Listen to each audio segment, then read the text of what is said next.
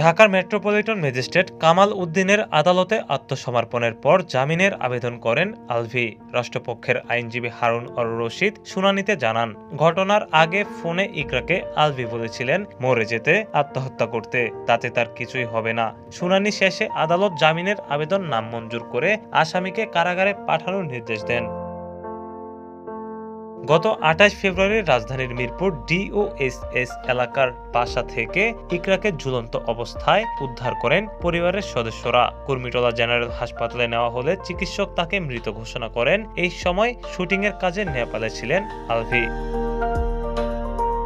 ঘটনার দিন রাতেই ইকরার বাবা কবির হায়াত খান মিরপুর মডেল থানায় মামলা করেন। অভিযোগে বলা হয়, দীর্ঘদিনের পারিবারিক কলহ ও নির্যাতনের কারণেই আত্মহত্যা করতে বাধ্য হন ইকরা। হামলায় আলভির পাশাপাশি আসামি করা হয় তার মা নাসরিন সুলতানাকেও, যিনি আগেই আদালতে আত্মসমর্পণ করে জামিন পেয়েছেন।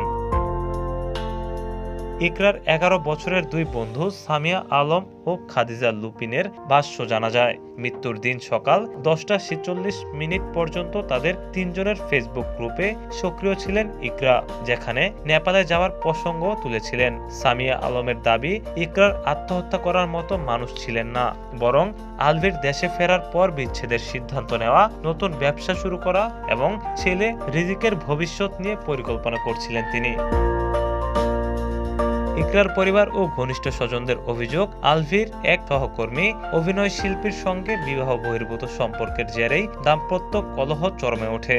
পরিবারের ভাষ্য, প্রায় ২ বছর আগে এই সম্পর্কের কথা জানতে পারেন ইকরা। এরপর থেকেই সংসারে অস্থিরতা বাড়তে থাকে।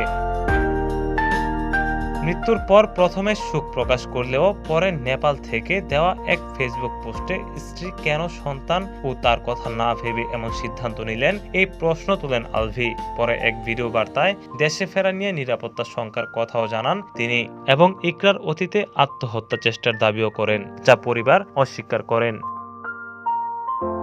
মৃত্যুর ২ দিনের মাথায় ইকরার ফেসবুক আইডির মেসেঞ্জার কথোপকথন মুছে যাওয়ার বিষয়টিও নতুন প্রশ্নের জন্ম দেয় বলে জানান সামিয়া আলম। এরপরই বিচারের দাবিতে শোবিজ অঙ্গনে আলভির বিরুদ্ধে বয়কটের ডাক ওঠে। হাইকোর্টের সুরক্ষা আদেশের পর গ্রেফতার বা হেনস্থা না করার নিশ্চয়তা নিয়ে গত ৫ জুন দেশে ফেরেন আলভি। তবে বৃহস্পতিবারের শুনানিতে তা কাজে আসেনি। আদালত তার জামিনের আবেদন নামঞ্জুর করে কারাগারে পাঠানোর নির্দেশ দেন।